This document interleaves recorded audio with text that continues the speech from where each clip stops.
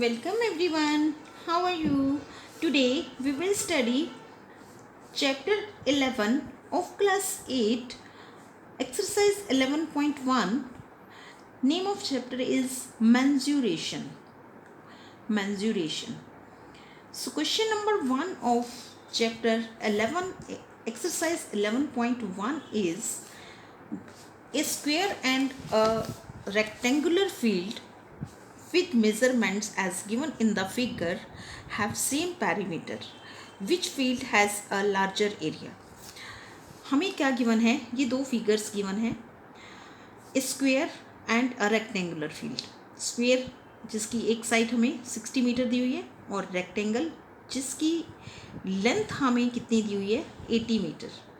And हमें क्या calculate करना है? विच field has a larger area.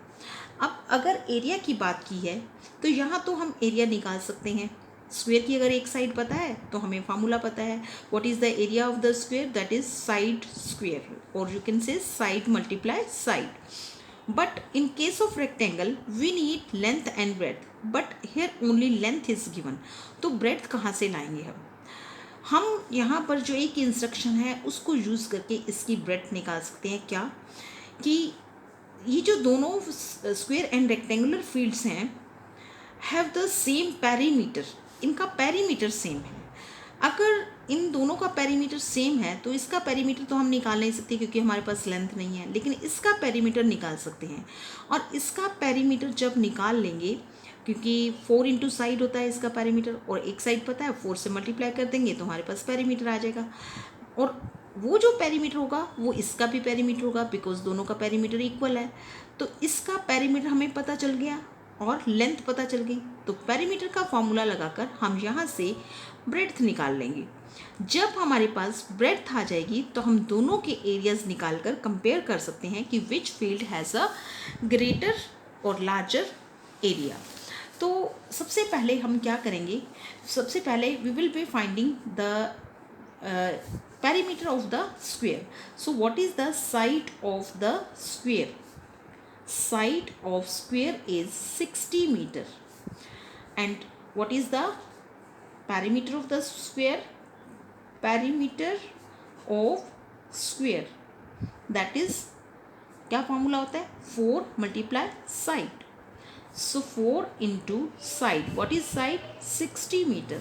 So this is 240 meter.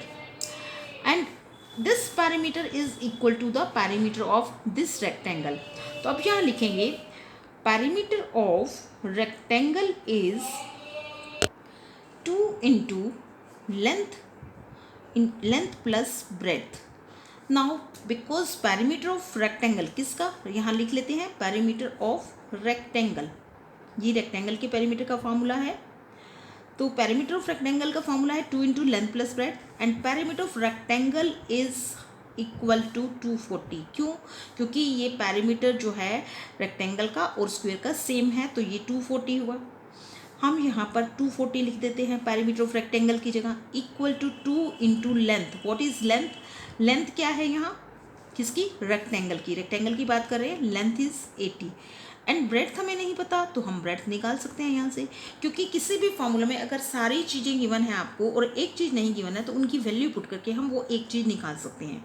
So 240 equal to 2 into 80 plus breadth. So 240, इस 2 को हम इधर लाकर डिवाइड कर देते हैं और ये हमारे पास आ गया 80 plus breadth. So this is 120. Now 120 और ये 80 जो है इसको हम इधर ले आते हैं, -80 हो जाएगा और ये इधर ब्रेड्थ रह जाएगी. So breadth is equal to 40 metre. ये किसकी ब्रेड्थ है? रेक्टेंगल की. और ये हमें चाहिए किस लिए? क्योंकि एरिया कंपेयर करना है दोनों का, तो इसकी ब्रेड्थ हमें ज़रूर चाहिए. तो ये हमें ब्रेड्थ मिल गई. 40 metre is the breadth of the rectangle. Now we will be finding the area of both square and rectangle, and then we can compare कि किसका एरिया लार्जर है. So here we will apply the area of square. What is the area of square? का formula क्या है? That is side square. Or you can write side multiply side. उसके बाद देखते हैं कि साइड कितनी है स्क्वायर की। Area of the square is equal to side square की कितनी हमें गिवन है 60 metre. So this is 60 square or you can say 60 multiply 60. So what is the area of the square? That is 3600 metre square. Area हमेशा metre square units में होता है। अगर metre में है तो मीटर स्क्वेयर होगा, सेंटीमीटर में तो सेंटीमीटर स्क्वेयर में होगा, स्क्वेयर यूनिट्स में होता है, ये सिंगल में नहीं होता। So this is 3600 metre square. This is the area of the square. Now area of rectangle. अब एरिया ऑफ रेक्टेंगल क्या होगा? That is length multiply breadth. तो लेंथ क्या है रेक्टेंगल की? That is given 80 metre. And what is the breadth हमने अभी यही निकाली थी 40 मीटर। तो 80 multiply 40, so you can multiply, this will be 3200 meter square. Now you can compare which figure is having larger area. So area of square is 3600, which is larger of these two.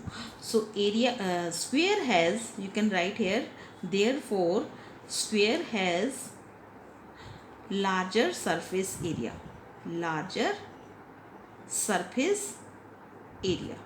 और you can से surface area हम ना भी लिखें क्योंकि ये surface area नहीं है, ये सिर्फ एरिया। सरफेस एरिया हम नेक्स्ट चैप्टर्स में पढ़ेंगे। So square has larger area.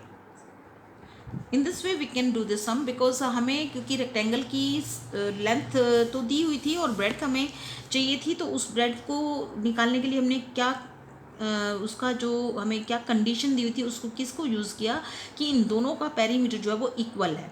तो हमने एक की साइड से पेरीमीटर निकाला और पेरीमीटर निकाल कर वहाँ से उसको रेक्टेंगल के पेरीमीटर के इक्वल रख के वहाँ से ब्रेड्थ निकाली। फिर ब्रेड्थ जब आ गई तो दोनों को मल्टीप्लाई करके एरिया निकाला और साइड स्क्वेयर करके स्क्वेयर का एरिया निकाला। So area of the square is larger. Now question number 2 is Mr. Kaushik has a square plot with the measurements as shown in the figure. ये एक figure given है। जब भी आप मेजरेशन से रिलेटेड सम्स करते हो तो उनकी फिगर अगर आप अपने सम के साइड में बना ले तो that is very beneficial. So you have to draw the figure also. So mister Kaushik has a square plot with the measurement as shown in the figure. एक प्लॉट है और वो प्लॉट कैसा है? स्क्वेयर प्लॉट, और स्क्वेयर प्लॉट है और उसकी साइड कितनी 25 metre. That means all the sides are 25 metre. She wants to construct a house in the middle of the plot. वो क्या करना चाहती है कि प्लॉट के मिडल में एक घर बनाना चाहती है Mrs Kaushik. A garden is developed around the house, और बीच में तो वो घर बनाना चाहती है और उसके साइड में जो भी उसका साइड का थोड़ा सा एरिया बचेगा उसके चारों तरफ वो क्या करना चाहती है? एक गार्डन बनाना चाहती है। Find the total cost of developing a garden around the house. जब वो अपने घर, ये घर है उसके चारों तरफ जो गार्डन बनाना चाहती है उसका एक्सपेंडिचर निकालना है कि उसके ऊपर कितना मनी स्पेंड होगा। अगर गार्डन बनाने की cost 55 rupees per metre square हो, मतलब कि 1 मीटर स्क्वेयर पर अगर वो गार्डन बनाने का एक्सपेंडिचर देखें तो वो कितना आता है? 55 पर मीटर स्क्वेयर। तो इसका मतलब हमें तो यहाँ पूरे पे बनाना है, हमने 1 मीटर स्क्वेयर पे नहीं बनाना, इस पूरे एरिया पे बनाना है। दैट मीन्स इस पूरे एरिया को हमें निकालना पड़ेगा क्योंकि वो हमें नहीं पता। कैसे निकालेंगे? क्योंकि अगर हमें पूरे एरिया में गार्डन का कॉस्ट निकालना है तो हमें इसका एरिया पता होना चाहिए पहले। So how can we find the area of this boundary जिसमें गार्डन बनाना है? हम क्या करेंगे? First of all we will be drawing the figure कि there is a square plot, या square plot है and the side is, its side is 25 meter and इसके सेंटर में वो क्या करना चाहती है? एक हाउस बनाना चाहती है जो कि रेक्टेंगुलर शेप का है।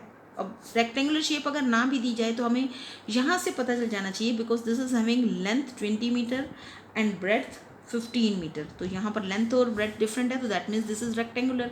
तो ये वो बनाना चाहती है, अपना घर बनाना चाहती है इस प्लॉट के अंदर सेंटर में, और बाउंड्री में ये वाली बाउंड्री है दिस वन। तो इसमें वो क्या गार्डनिंग करना चाहती है, तो गार्डनिंग की कॉस्ट निकालनी है। तो हम क्या करेंगे, इस पोर्शन का एरिया निकालने के लिए what we will be doing, suppose this is A B C and D, this is the plot, and P Q R S, this is the house that she wants to make. तो ये अगर हम पूरे plot में से ये house बन गया तो बाकी कितना एरिया बचा, ये वाला यही बचेगा ना। तो हम क्या करना चाहते हैं, इसका मतलब कि हम इसका एरिया निकालें, प्लॉट का कितना एरिया है, कितना पूरा स्पेस है इसके अंदर, फिर हम उस हाउस का एरिया निकालें वो कितना स्पेस घेरेगा, और प्लॉट के एरिया में से हाउस के एरिया को माइनस कर दें, तो हमारे पास ये बाउंड्री का एरिया आ जाएगा, और उसको हम 55 रुपीज़ पर मीटर स्क्वेयर के हिसाब से उसका एक्सपेंडिचर निकाल लेंगे। So here we will be writing the length of the side of the square plot, side of square plot is, what is the side of the square plot, that is 25 meter, 25 meter.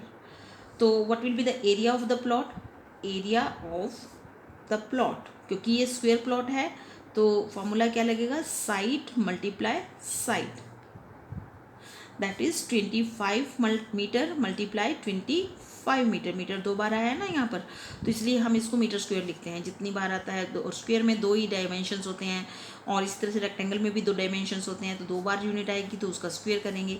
तो 25 से 625 and metre square, right. उसके बाद फिर हम क्या करेंगे, यहाँ पर ये तो हमारा एरिया आ गया प्लॉट का। अब हम क्या निकालेंगे, एरिया ऑफ द हाउस। तो उसमें ये रेक्टेंगुलर है तो इसमें लेंथ इंटू ब्रेड्थ का फार्मूला लगेगा। एरिया ऑफ, यहाँ प्लॉट है तो यहाँ ए बी सी डी लिख देते हैं क्योंकि हमने प्लॉट का नाम ए बी सी डी रखा है। तो area of the house, what is the area of the house, length into breadth, rectangular है तो यहाँ पर ब्रैकेट में हम ये भी लिख सकते हैं, हाउस को किससे डिनोट किया, P Q R S, that is length into breadth. So what is length here, length is 20 meter, and what is breadth here, breadth is 15 meter, and 15 to the 30, so 300 meter square, 300 meter square का उसने वहाँ पर house बना लिया। now the area left, किसका, plot का, area of plot left, left लिख दो, या आप ये कह सकते हो कि remaining area of the plot is equal to क्या होगा, एरिया ऑफ प्लॉट, जो प्लॉट का एरिया टोटल था उसमें से माइनस कर रहे हैं, area of plot minus area of house. तो एरिया ऑफ प्लॉट कितना है, 625 metre square, minus area of house that is 300 metre square, then this will be equal to 325 metre square. That means ये 325 metre square जो है, ये जितना भी boundary है जो हाउस के चारों साइड पे बाउंड्री बची है, दैट इज़ 325 मीटर स्क्वेयर। तो इसके ऊपर गार्डनिंग का कॉस्ट क्या है, at the rate of 55 rupees per metre square. So cost of gardening, इसका मतलब क्या है कि 1 मीटर स्क्वेयर पर कितनी कॉस्ट आती है, 55 रुपीज़। तो हमारा जो एरिया लेफ्ट है वो कितना है, 325, तो उस पर कितनी आएगी, 1 मीटर पर कम आएगी तो इसके ऊपर ज़्यादा आएगी, तो इन दोनों को हम क्या कर देंगे, multiply. So cost of gardening, और ब्रैकेट में लिख देते हैं at the rate of 55 rupees 55 per metre square equal to 325 multiply 55।